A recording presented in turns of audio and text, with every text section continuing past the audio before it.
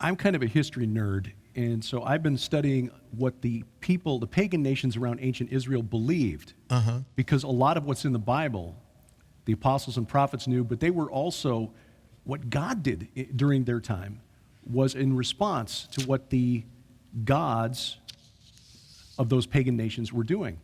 Sharon talked about Isaiah 14. Lucifer kicked off God's holy mountain. Ezekiel 28 calls Eden a mountain. I didn't know that until I actually read the Bible for the first time. I was a little I'm late to this party. But he was kicked out of the garden, kicked off God's holy mountain to become Lord of the dead. Well, the Canaanites, the neighbors of the ancient Israelites, the people that the Israelites had to push out of the land, were actually performing rituals. And these are texts that scholars, secular scholars, have only been deciphering and translating in the last 40 or 50 years to summon the spirits of these things.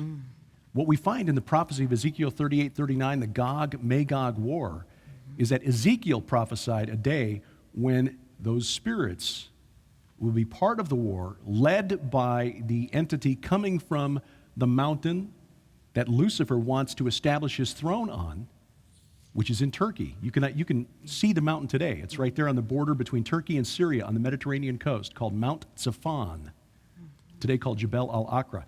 That's where Gog of Magog is going to assemble the hordes of Magog. In English, it's usually translated as the sides of the north or the uttermost parts of the north.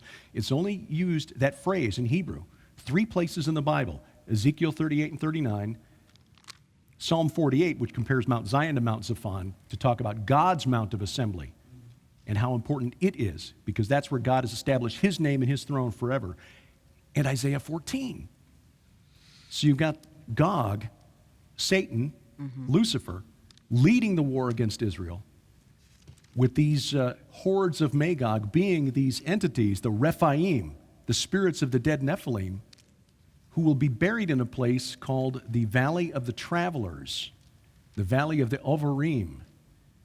It's the Jordan. It's the east side of the Jordan River.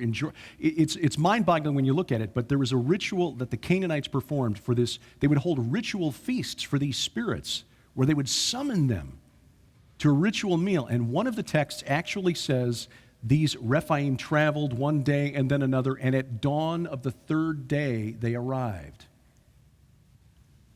to their ritual feast. Jesus had a meal on the night which he was betrayed. He gave thanks, and then he took bread and broke it. This is my body which is given for you.